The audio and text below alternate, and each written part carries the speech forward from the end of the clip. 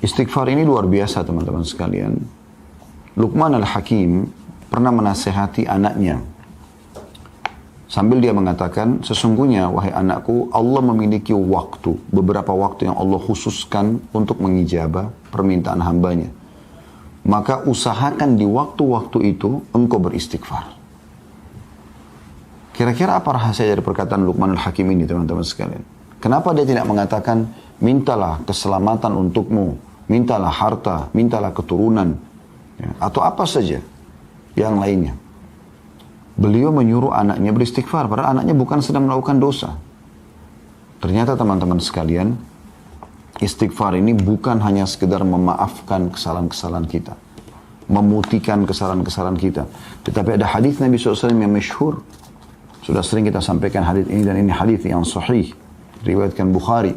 Kata Nabi SAW, man lazima istighfar, ja'alallahu lahu min kulli hammin faraja.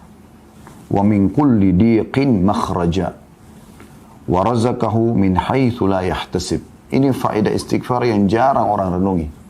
Dia berpikir istighfar hanya mengampuni dosa saja. Perhatikan, barang siapa yang rutin beristighfar, ada dosa atau tidak ada dosa, ya, maka niscaya atau pasti Allah akan menjadikan untuknya kelapangan dari setiap kesedihan. Ada apapun yang dia hadapi, maka akan selesai urusannya. Dan jalan keluar dari setiap kesempitan. Serta Allah akan memberikan rezeki dari arah yang tidak disangka-sangka. Ini luar biasa ini. Allah akan berikan solusi dari setiap kesedihannya, jalan keluar daripada setiap kesempitan, dan diberikan rezeki dari tempat tidak disangka-sangka. Oleh karena itu teman-teman sekalian, judul kita sangat tepat sekali, yaitu masalah berusahalah beristighfar. Jadi tidak harus istighfar itu pada saat punya dosa, ya. Dan kita sedang membahas sub daripada judul kita ini, berusaha untuk istighfar, tentang situasi dan kondisi untuk istighfar. Dan kita sudah menjelaskan di poin pertamanya, memang ketika melakukan dosa. Tapi kan ada poin-poin lain, walaupun tidak sedang melakukan dosa, dianjurkan selalu melazimkan atau merutinkan istighfar. Yang terakhir teman-teman sekalian yang kita bahas adalah beberapa dalil yang mulia. Kalau teman-teman yang pegang bukunya di halaman 75, ada Rasulullah SAW bersabda kepada Ummul Mukminin Aisyah radhiyallahu anha. Ini pengulangan ya, mereview apa yang terakhir kita pelajari. Ya Aisyatu, in kunti almamti bi dzambin fastaghfirillah, fa inna at-taubata min adz-dzambi nadamu wal istighfar. Wahai Aisyah, jika kamu telah melakukan dosa, maka mohon ampunlah kepada Allah. Sebab sesungguhnya taubat dari dosa adalah penyesalan dan beristighfar. Hadis ini riwayat Ahmad. Pernah juga satu kali Aisyah berkata, radhiyallahu anha, tentu tidak disebutkan dalam buku kita, ini tambahan saja. Dia mengatakan, pada saat saya melihat Rasulullah SAW lagi sangat nyaman, maka saya mengatakan, ya Rasulullah, berdoalah untukku. Maka kata Nabi SAW, ya Allah, ampunilah seluruh dosa Aisyah yang pernah dilakukan, yang lalu, dan yang akan datang. Apapun yang dia sembunyikan, apapun yang dia terang-terangkan. Maka Aisyah pun tersenyum, bahkan dia sempat tertawa gembira, sampai-sampai dia meletakkan dahinya di tanah. Maka Nabi SAW mengatakan, apa kau gembira dengan doaku? Kata Aisyah, tentu ya Rasulullah. Artinya doa Nabi diijabah. Dan belum Aisyah melakukan sudah dimaafkan. Itu permohonan suami yang saleh, seorang Nabi yang mulia, pimpinan adab untuk seorang wanita. Khusus lagi buat dia. Bagaimana kita tidak anggap ini sebuah doa yang mulia? Tapi apa perkataan Nabi SAW? Ketahuilah wahai Aisyah, doa yang sama aku ucapkan untuk seluruh umatku setiap kali aku sholat. Sallallahu alaihi wasallam. Ini kemuliaan yang luar biasa. Berarti walaupun Nabi SAW tidak bertemu dengan kita, beliau memohon kepada Allah agar dosa-dosa kita dimaafkan. Juga hadis yang terakhir yang sempat kita bahas teman-teman sekalian adalah tentang bahayanya dosa itu. Karena dia akan menjadi sebuah titik kelam dalam hati, yang otomatis akan mengacaukan hati yang merupakan mahkota daripada tubuh kita. Hadis Nabi SAW di halaman 77 ya, atau di halaman 76. Innal abda idza akhta'a khati'atan nukitat fi qalbihi nuqtatun sauda fa idza huwa naza'a wastaghfara wa taba suqila qalbuhu wa in 'ada zida fiha hatta ta'lu 'ala qalbihi wa huwa ar-ranu alladhi dzakara Allah kalla barrana 'ala qulubihim ma kanu yaksibun. Sesungguhnya seorang hamba bila melakukan satu kesalahan atau dosa, maka dalam hatinya terbentuk satu bercak hitam. Jika dia meninggalkan kesalahannya, beristighfar, memohon maaf, dan bertaubat, janji sama Allah tidak mengulanginya, maka hatinya dibuat cemerlang kembali, cerah kembali, segar kembali. Jika dia kembali melakukan dosa, maka bercak hitam itu dibuat semakin bertambah sehingga menutupi hatinya. Dan itulah makna tafsir kata arran dalam firman Allah Subhanahu wa taala, kalla barrana ala qulubihim ma kanu yaksibun. Sekali-kali tidak, bahkan apa yang mereka kerjakan itu telah menutupi hati mereka. Maksudnya dosanya. Ya. Dan ini sudah kita jelaskan panjang lebar pada pertemuan yang lalu. Kita lanjutkan dengan poin yang kedua. Waktu-waktu yang dianjurkan beristighfar setelah poin pertama, yaitu melakukan dosa, langsung istighfar. Yang kedua adalah setelah melaksanakan ketaatan. Rasulullah SAW bila selesai mengerjakan sholat, beliau beristighfar 3 kali dan mengucapkan Allahumma antas salam wa minkas salam tabarakta ya dzal jalali wal ikram. Beliau mengatakan astagfirullah, astagfirullah, astagfirullah pertama sekali begitu salam, agar kalau ada kesalahan dalam sholat dimaafkan oleh Allah. Lalu beliau mengatakan, ya Allah, engkaulah zat yang maha memberi keselamatan dan darimulah segala keselamatan. Maha suci engkau, wahai zat yang maha agung lagi maha mulia.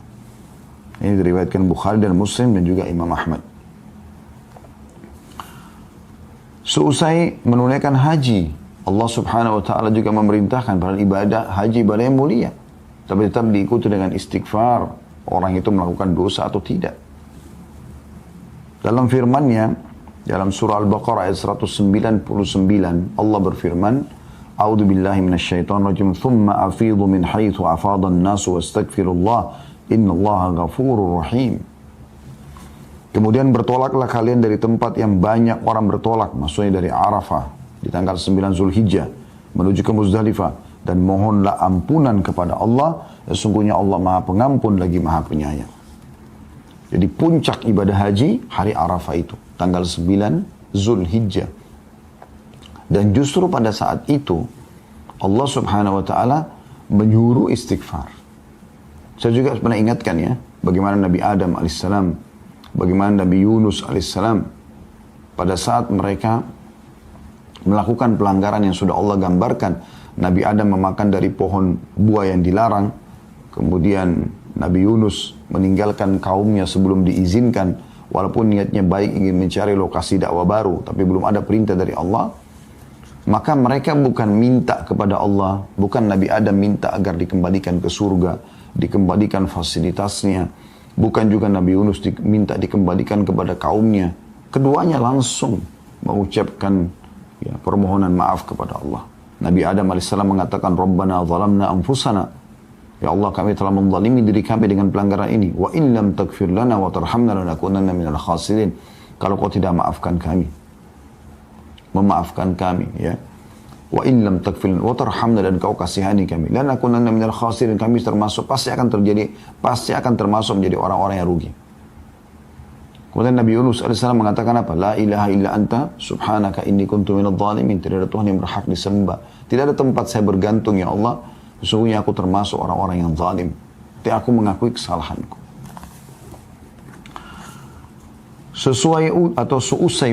Seusai wudu disyariatkan juga membaca subhanakallahumma wa bihamdika asyhadu an la ilaha illa anta astaghfiruka wa atubu ilaik. Maha suci engkau ya Allah dan segala puji bagimu. Aku bersaksi tidak ada Tuhan yang berhak disembah kecuali engkau. Aku beristighfar dan bertaubat kepadamu. Ini mirip dengan doa kafaratul majlis ya. Pada saat dari majlis juga begitu. Intinya disuruh memohon ampun. Begitu juga seusai melaksanakan qiyamul lail, sholat yang mulia. dianjurkan Allah menyifati hamba-hambanya yang suka sholat malam ini, semoga Allah jadikan kita mereka, dengan firman-Nya dalam surah Al-Imran ayat 17, A'udzu billahi minasyaitonir rajim wal mustaghfirina bil ashar.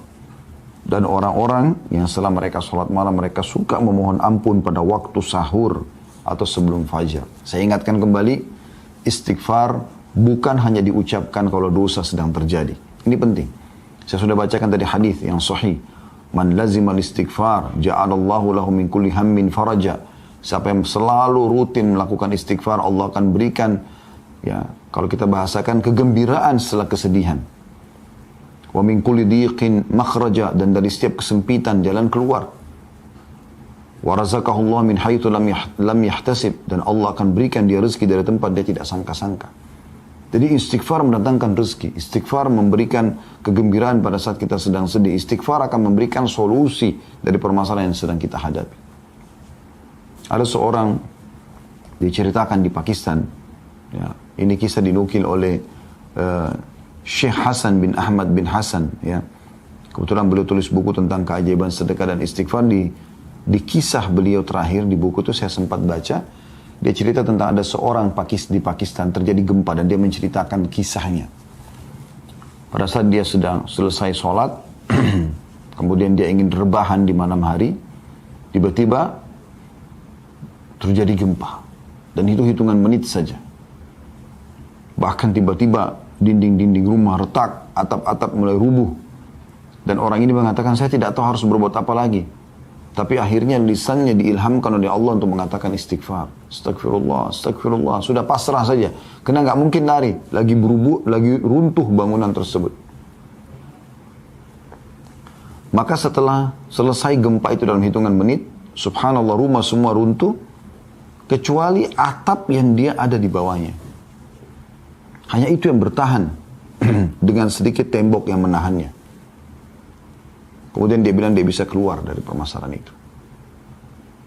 Beliau juga mengangkat kisah ada seseorang yang sudah lama menikah, tidak punya keturunan. Lalu dia komitmen dengan istrinya, sekarang kita perbanyak istighfar. Bukan istighfar saja, perbanyak istighfar dengan kehadiran hati, lalu mohon kepada Allah Subhanahu wa Ta'ala. Setelah mereka komitmen, dan keajaiban terjadi setelah 10 tahun atau sekian tahun menikah tidak punya anak, hamil, punya anak.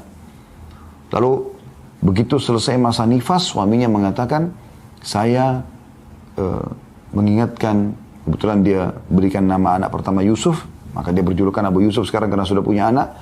Istrinya Ummu Yusuf, dia mengatakan, saya ingat kalau Ummu Yusuf, kita sudah lama nggak punya anak. Bagaimana kalau kita praktekkan lagi istighfar ini dengan kehadiran hati, dengan serius, perbanyak, supaya kita diberikan anak yang kedua. Dan betul setelah masa nifas itu hanya beberapa hari, terhitung sudah hamil lagi. Terus saja begitu sampai mereka punya beberapa orang anak. Sampai waktu sudah punya anak sekian banyak, sempat Ummu Yusuf mengatakan, kita berhentikan dulu amalan ini. Bukan berhentikan istighfarnya, maksudnya istighfar khusus untuk minta keturunan. Biarkan anak-anak kita besar dulu. Setelah mereka besar sedikit, kemudian dia pun ya, memohon lagi kepada Allah dan hamil lagi istri. Selama itu bukan bentrok dengan sunnatullah, peraturan yang Allah buat teman-teman sekalian. Seperti misalnya Anda istighfar minta supaya malam hilang, itu nggak mungkin terjadi karena itu sunnatullah, peraturan Allah yang tidak mungkin berubah.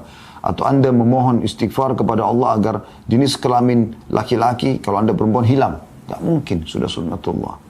Nggak mungkin. Atau hilang, tidak ada kematian, nggak mungkin. Gitu kan? Selama bukan bentrok sama sunnatullah, maka tidak ada yang mustahil bagi sang pencipta Allah. Berita gembira bagi Anda yang belum punya keturunan, yang belum punya pasangan, yang terlilit utang, yang selalu merasa kesedihan, ya, yang masih kena sihir dan belum sembuh, yang semuanya istighfar, istighfar. Tapi istighfar yang benar-benar tutup mata Anda, renungi, tulus ikhlaskan niat astaghfirullahaladzim alladzi la ilaha illa huwal hayyul qayyum wa atubu ilaih. Saya pribadi teman-teman pernah duduk di Madinah pada saat kami mau ujian. Itu saya duduk sambil coba baca pelajaran, belum faham-faham teman-teman. Kemudian saya tiba-tiba mengingat dulu ada satu dosen tingkat 2 kuliah di dakwah waktu itu.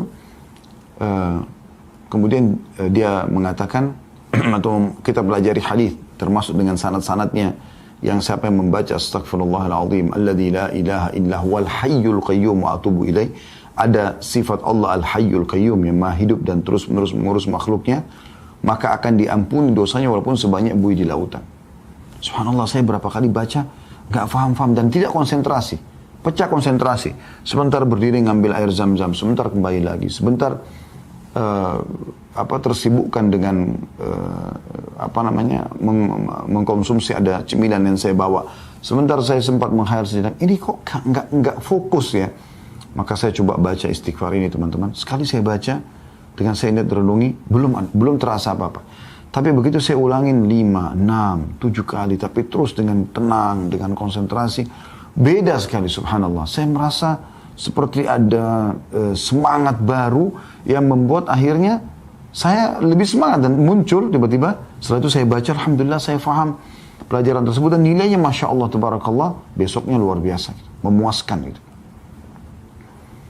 Jadi ini luar biasa teman-teman sekalian. Jadi memang istighfar itu bukan hanya sekedar memaafkan, bukan hanya sekedar pengakuan penyesalan, permohonan maaf kepada Allah pada saat kita berdosa, tapi memang untuk memberikan solusi dari setiap permasalahan kita. Bahkan Nabi SAW mengatakan tadi, memberikan rezeki dari tempat tidak disangka-sangka. Ya. Kemudian beliau mengatakan juga Allah memerintahkan kepada nabinya sallallahu alaihi wasallam, Nabi Muhammad SAW, di akhir dakwah beliau dalam menyebarkan agama Allah dan kesungguhan beliau di jalannya untuk beristighfar. Nabi Muhammad SAW sudah berdakwah, sudah dengan pengorbanan luar biasa, Allah tetap suruh ikutkan dengan istighfar. Jadi istighfar sekali lagi, saya ulangi, bukan hanya sekedar kalau kita berbuat dosa, tapi rutinkan, berusaha agar selalu istighfar setiap saat, karena manfaatnya besar sekali. Perhatikan Allah jelaskan dalam Al-Quran, dalam surah An-Nashr, ya, surah An-Nasr, ya, kemenangan. Ayat 1 sampai ayat 3. A'udzubillahi minasyaitonirrajim. Idza jaa nasrullahi wal fath wa ra'aitan nasa yadkhuluna fi dinillahi afwaja fasabbih bihamdi rabbika wastaghfirhu innahu kana tawwaba. Ya. Yang artinya apabila telah datang pertolongan Allah dan kemenangan, apabila telah datang pertolongan Allah dan kemenangan, dan engkau melihat hai Muhammad manusia berbondong-bondong masuk agama Allah, maka bertasbihlah ya, kepada Tuhanmu dengan memuji Tuhanmu dan memohon ampunlah. Istighfarlah. Sesungguhnya dia maha menerima taubat hamba-hambanya. Ibnu Qayyim rahimahullah berkata, orang-orang yang mempunyai tekad dan basirah ya, lebih sering beristighfar, maksudnya petunjuk dari Allah ini, lebih sering beristighfar setelah melaksanakan amalan-amalan ketaatan, karena mereka melihat kekurangan diri mereka dalam menjalankan ketaatan-ketaatan itu, dan tidak mengerjakan amalan-amalan tersebut karena Allah sebagaimana yang layak bagi kemuliaan dan keagungannya. Dan seandainya tidak ada perintah, tentu tidak ada seorang pun berani melakukan ibadah ini, dan dia tidak rela dengan hal itu bagi tuannya. Ini maksudnya adalah perkataan Ibnu Qayyim rahimahullah, harusnya kita ini, walaupun kita sudah merasa maksimal dalam mengerjakan ibadah. Contoh misalnya kita sholat wajib, kita sudah berusaha untuk khusyuk, menjaga gerakan, menjaga bacaan, tapi setelah salam yang pertama diucapkan istighfar. Tadi sudah kita sebutkan itu. Jadi itu ajaran Nabi SAW. Berarti memang ada sesuatu dengan istighfar ini. Tadi sudah kita sebutkan, setelah haji, setelah sholat malam, ya, semua disuruh istighfar. Bahkan Nabi SAW tadi dalam surah An-Nashr kita baca, surah An-Nasr maaf, ya, kadang-kadang lisan kita ya, salah dalam mengucapkan, bukan disengaja ya. Kalau Nashr itu bisa menyebarkan, An-Nasr itu kemenangan, kayak ini An-Nasr pakai shad. Maka dalam surah An-Nasr Allah subhanahu wa ta'ala menekankan masalah itu. Pada saat Nabi SAW berhasil menaklukkan kota Mekah, kemudian beliau setelah itu melaksanakan peperangan lanjutan, yaitu perang Hunain, dan mengalahkan suku Hawazim, suku yang besar setelah Quraisy. Maka dua suku besar di Jazirah Arab sudah takluk, bahkan panglima perangnya masuk Islam pada saat itu. Kemudian beliau menuju ke Tabuk, ya, menyerang wilayah Romawi. Setelah beliau pulang, bisa dikatakan hampir seluruh Jazirah Arab takluk kepada Nabi SAW. Maka pada saat itu manusia berbondong-bondong datang. Ada yang memang karena hatinya tersentuh mendapat hidayah Islam, ada yang takut kepada kaum muslimin. Maka manusia berbondong-bondong datang masuk Islam. Allah mengatakan, pada saat kemenangan Allah sudah datang, hai Muhammad, dan kau melihat manusia berbondong-bondong masuk ke agama Allah, maka bertasbihlah kepada Tuhanmu. Bilang subhanallah, maha suci Allah. Alhamdulillah, segala puji bagi Allah. Kemudian beristighfarlah. Wastaghfiruh. Nabi disuruh istighfar. Karena jangan sampai nanti ini bisa membuat riya, bisa membuat sombong. Istighfar membuat kita lebih merendah. Karena Allah maha menerima taubat hamba. Makanya Nabi Muhammad SAW pada saat masuk ke Mekah, beliau menundukkan kepalanya SAW yang mulia sampai ya terlihat seakan-akan batang leher beliau ini ya itu sama rata dengan bagian tengah kepalanya SAW, karena merendahnya kepada Allah Subhanahu wa taala. Yang ketiga, dalam zikir-zikir rutin harian, kata beliau ya, ini yang dianjurkan istighfar. Doa-doa sholat pada umumnya berisi istighfar. Misalnya dalam doa istiftah ya, di dalam doa sujud ya. Kan itu doa iftitah misalnya, atau istiftah itu kan Allahumma ba'id baini wa baina khataaya ya. Ya Allah, jauhkan antara aku dengan dosaku gitu kan. Ya, itu termasuk memohon ampun. Di antara doa sujud, Rabbighfirli warhamni. Rabbighfirli, ya Allah ampunilah aku. Warhamni, kasihanilah aku, dan seterusnya. Dalam ruku dan sujud ada subhanakallahumma bihamdika Allahumma gfirli. Ini salah satu doa ruku yang sama juga dengan doa sujud. Maha suci engkau ya Allah, ampunilah dosa-dosaku, gitu kan. Ketika Abu Bakar radhiyallahu anhu memohon atau meminta kepada Nabi SAW agar mengajarinya doa yang akan dia ucapkan dalam sholat khusus, Abu Bakar minta doa khusus, ya Rasulullah, saya minta doa khusus dari Anda, saya baca dalam sholat saya. Lalu Nabi SAW memerintahkan membaca Allahumma inni zalamtu nafsi zulman kathiran wa la yakfiru dhunuba illa ant faghfirli min indika warhamni innaka antal ghafurur rahim.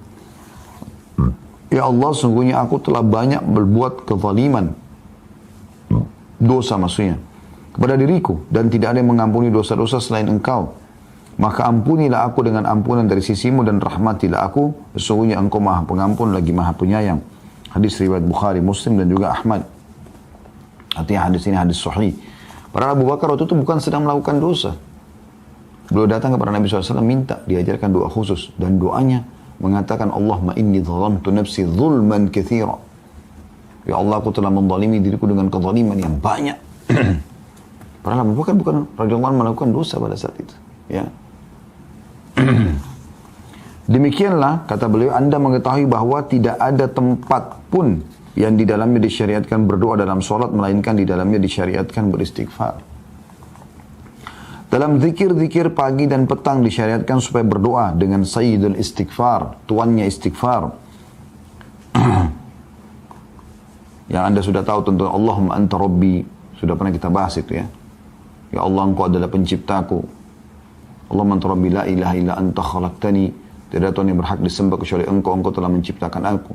Wa ana abduka, aku adalah hambamu. Wa ana ala ahdika, dan aku selalu sesuai dengan perjanjian denganmu. Wa wa'dika, dan janji-janjimu. Mastata'tu, semampuku. A'udhu bika min syarri ma sana'tu. Aku berlindung kepadamu dari semua keburukan yang aku lakukan. Abu'u laka bi ni'matika alayya. Aku mengakui semua nikmatmu padaku. Wa abu'u bi dzambi, dan aku akui semua dosa-dosaku. Faghfirli, maafkanlah aku. Fa innahu la yaghfiru dzunuba illa anta, karena tidak ada yang bisa mengampuni dosa kecuali engkau. Apa kata Nabi SAW? Anda kalau pegang bukunya di situ, hadis riwayat Bukhari dan juga Ahmad. Man qalaha minan nahari muqinan biha famata min yaumi qabla an yumsiha fahuwa min ahli jannah. Siapa yang membaca tadi itu, saya istighfar, tuannya istighfar yang baru saya sebutkan tadi, pada waktu siang atau pagi hari dengan meyakininya, betul-betul tulus baca, mohon ampun dari Allah, lalu dia mati pada hari tersebut sebelum sore, maka dia termasuk penghuni surga. Lalu lanjutan hadisnya, wa man qala minal laili wa huwa muqinun biha famata qabla an yusbiha fa huwa min ahli jannah.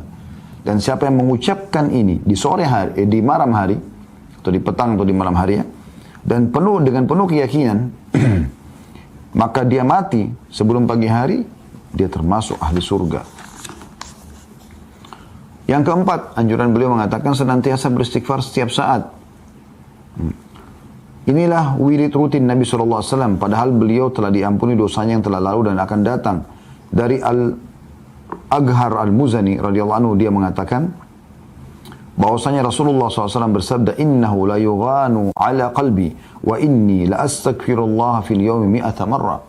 Sesungguhnya terkadang hatiku tertutupi oleh sesuatu, dan sungguhnya aku beristighfar kepada Allah dalam sehari 100 kali. Hadis ini riwayat Muslim. Jadi kalau Nabi SAW istighfar 100 kali, Anda bagaimana? Kita bagaimana, saya dan Anda? Harusnya kita ikuti Nabi SAW. Padahal beliau sudah diampuni dosanya yang lalu dan yang akan datang. Juga dalam riwayat Abu Hurairah radhiyallahu anhu, dia menuturkan, aku mendengarkan Rasulullah SAW bersabda, wallahi inni la astaghfirullah wa atubu fil yawmi akthara min 70 marrah. Beliau bersumpah atas nama Allah mengatakan, demi Allah, untuk memastikan agar umatnya tidak usah ragu dengan ini. Sesungguhnya aku beristighfar dan bertobat kepada Allah dalam sehari lebih dari 70 kali. Hadis ini riwayat Bukhari. Ya. Jadi lebih dari 70 kali nyambung dengan hadis yang sebelumnya tadi. Beliau mengatakan 100 kali. Lebih dari 70 kan bisa 100. Dan disentuhkan sudah di hadis yang pertama tadi kalau 100 kali beliau membacanya. Dan Ibnu Umar meriwayatkan juga, dia menuturkan, inna kunna la na'uddu li Rasulillahi sallallahu alaihi wasallam fil majlisil wahidi 100 marrah rabbighfirli wa tub alayya innaka antat tawwabur rahim. Sesungguhnya kami biasa menghitung bahwa dalam satu majlis Rasulullah SAW mengucapkan doa ini 100 kali. Wahai Tuhanku, ampunilah aku dan terimalah taubatku. Sesungguhnya engkau maha penerima taubat lagi maha penyayang. Hadis ini riwayat Abu Dawud, Tirmidzi, dan dikatakan hadisnya hasan sahih. Rabbi ghafirli wa tub alayya innaka antat tawwabur rahim. Nabi SAW membacanya dalam satu majlis 100 kali. Dari riwayat ini kita bisa lihat bahwasanya bukan berarti angka istighfar dipatok 100 kali. Tapi bisa bermakna bahwasanya Nabi SAW di setiap kali kesempatan membaca minimal 100 kali. Atau membaca 100 kali istighfar. Ya. Artinya dalam sehari bisa lebih daripada itu. Maka boleh orang seperti dulu kita berusaha selalu istighfar setiap saat. Pokoknya jangan diam teman-teman sekalian. Diam Anda itu zikrullah, berdoa, ya. Memuji Allah kah, bertakbir kah, bertahlil kah, beristighfar kah, terus. Dalam banyak doa yang diucapkan oleh Nabi SAW, beliau senantiasa memohon ampun kepada Allah. Seperti misalnya dari Aisyah radhiyallahu anha, beliau berkata, ma sallan nabiyyu sallallahu alaihi wasallam salatan ba'da an nazalat alaihi idza jaa nasrullah wal fathu illa yaqulu fiha subhanaka rabbana wa bihamdika allahumma ighfirli.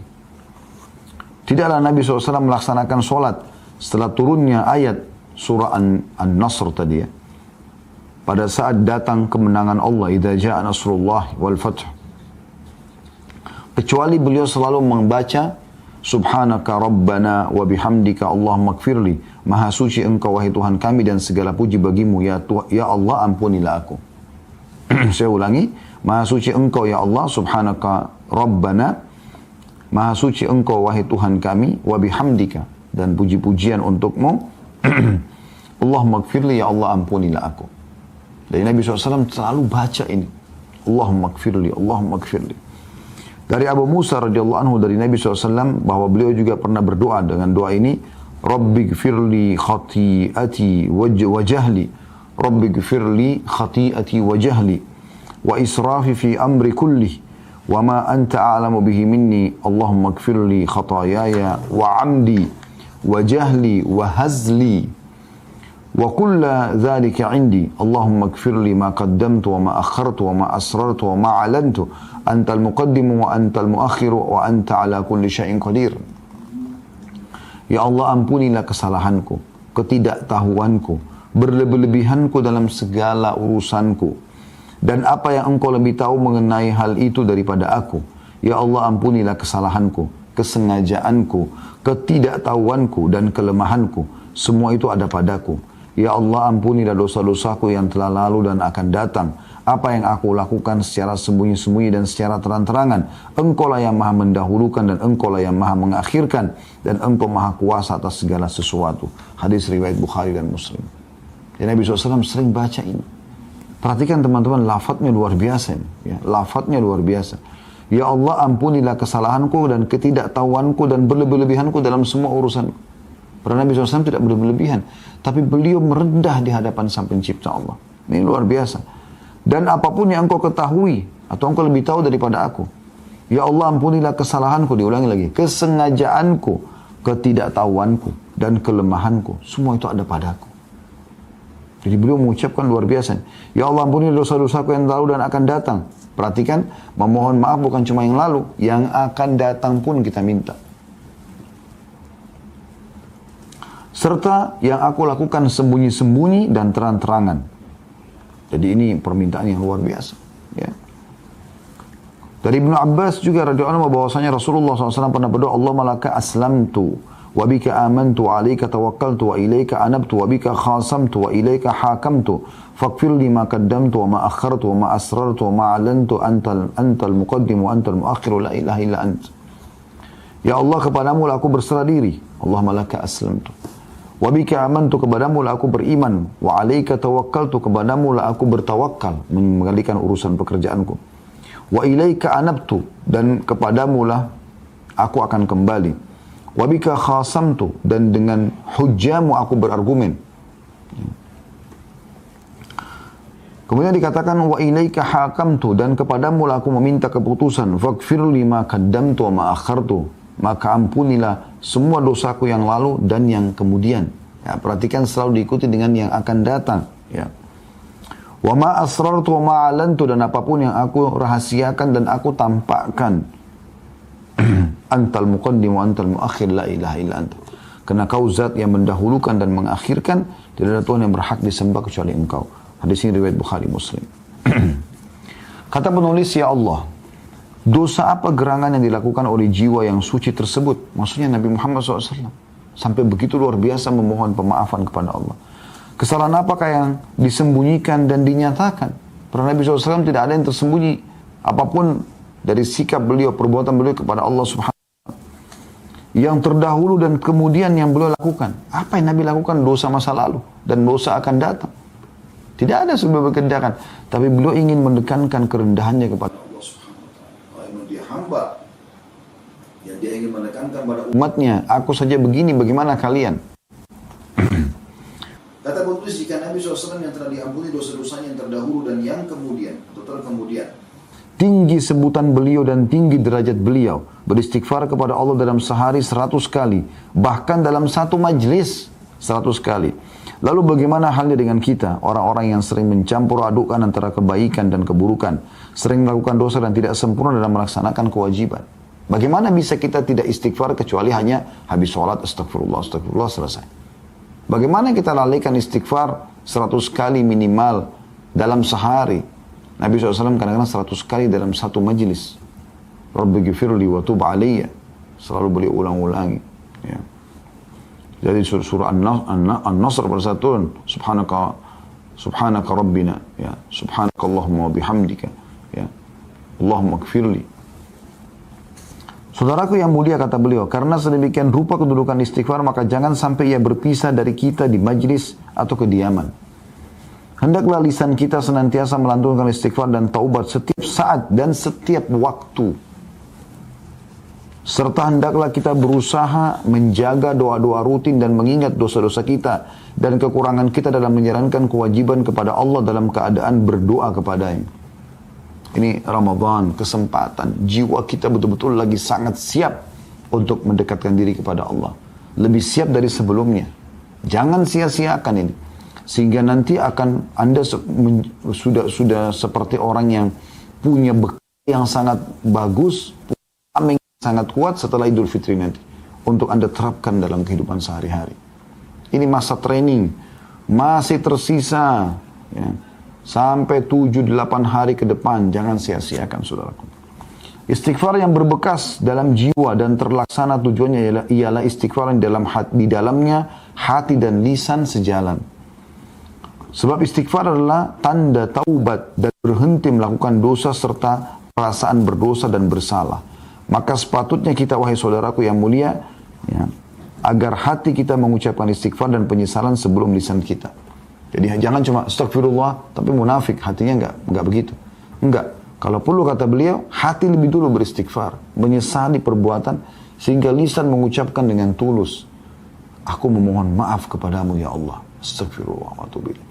Nikmatnya orang yang istighfar dan tobat itu luar biasa teman-teman. Tidak bisa dibeli dengan seluruh harta dunia. Anda pernah rasakan pada saat Anda buat dosa lalu Anda dulu di atas sejadah Anda menangis terisak-isak karena kesalahan tersebut? Saya yakin orang beriman akan pernah melalui itu. Bagaimana nikmatnya tangisan itu teman-teman. Demi Allah nggak bisa dibayar dengan seluruh harta dunia. Mahal, nikmat, tentram. Rasanya kita pada saat itu pun kalau mati siap bertemu dengan Sang Pencipta Allah. Kenapa kita nggak lakukan ini setiap saat? Semoga Allah mudahkan kita bisa melakukan istighfar selalu setiap saat dan taubat kepadanya. Sehingga selalu saja kita mendapatkan di buku amal kita, selalu ada istighfar. Ingat para salaf saleh mengatakan tidak ada sesuatu yang lebih dicintai oleh seseorang nanti yang menemani di kuburan dibandingkan istighfarnya. Sebagian mereka mengatakan kalau sungguh bahagia orang yang di buku amalnya setiap 2 baris dia temukan istighfar. Sehingga kalau ada kesalahan dimaafkan, ada kesalahan dimaafkan. Itu luar biasa. Kata beliau, istighfar wahai saudaraku yang mulia ada Allah Maha Suci dan Maha Tinggi.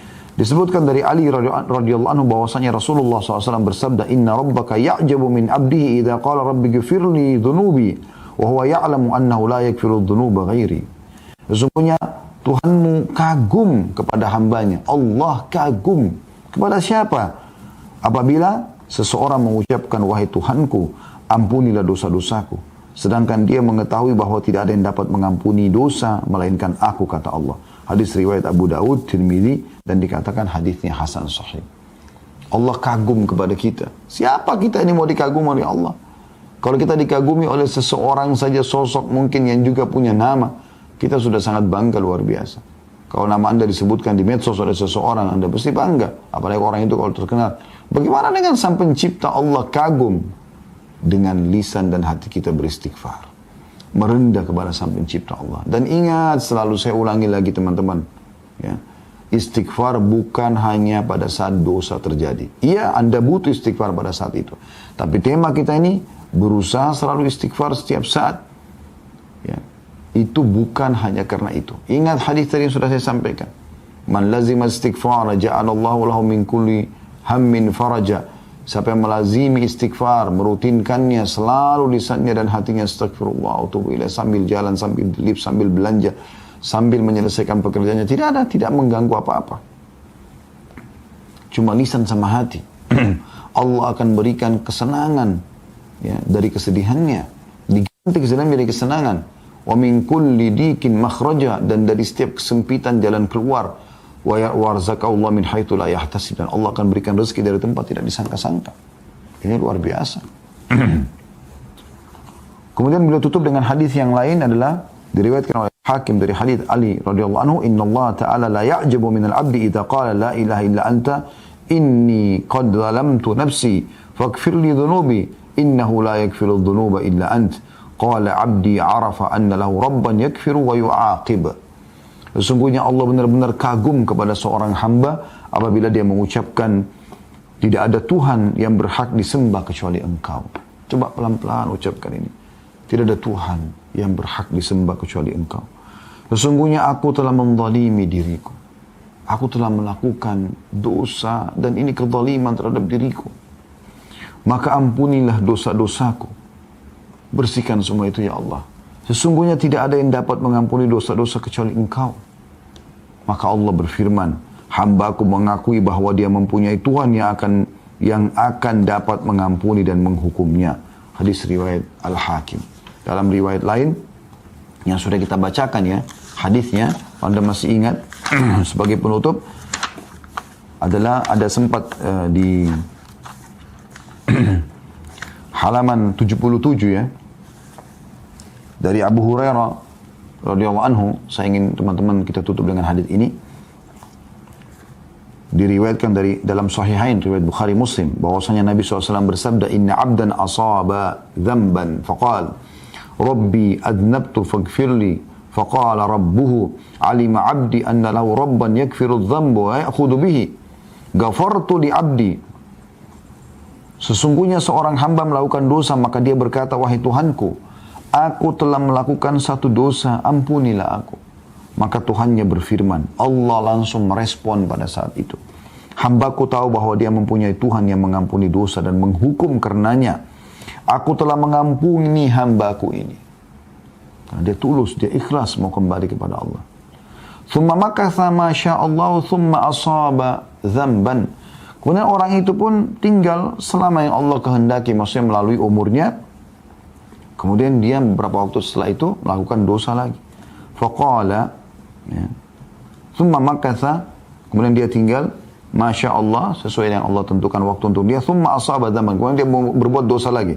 Faqala alima abdi anna lahu rabban yakfiru dzamba wa ya'khudhu bihi. Ghafartu li abdi. Kemudian dia ulangi lagi kalimatnya tadi. Dia memohon ampun kepada Tuhan. Lalu Allah mengatakan, hambaku mengetahui bahwasanya dia punya Tuhan yang mengampuni dosa dan memaafkan, maka aku telah ampuni hambaku ini. Kemudian dia terjerumus lagi dalam dosa. Thumma asaba dzamban faqala rabbi aznabtu akhar faghfirli. Ya Allah, aku buat dosa lagi, nyesal lagi, ampunilah aku. Qala alima abdi anna lahu rabban yakfiru dzamba wa ya'khudhu bihi. Hamba ini tahu kalau dia punya Tuhan yang bisa memaafkan dan akan membebaskannya. Qad ghafartu li abdi faly'amal ma syaa. Maka aku telah ampuni hambaku, maka dia boleh berbuat sekarang. Maksudnya silakan dia sekarang lakukan ketaatan, ya, karena memang aku sudah maafkan kesalahannya itu. Jadi subhanallah, dalam hadis yang lain juga, mohon maaf tadi saya katakan penutupan, tapi saya terlintas hadis ini juga mulia. Ya, kata Nabi SAW, beristighfar kepada Tuhan kalian, karena Tuhan kalian tidak akan pernah bosan sampai kalian bosan. Jangan pernah merasa dosa itu tidak dimaafkan. Selama Anda masih hidup, beristighfar, bertobat, kesempatan mas.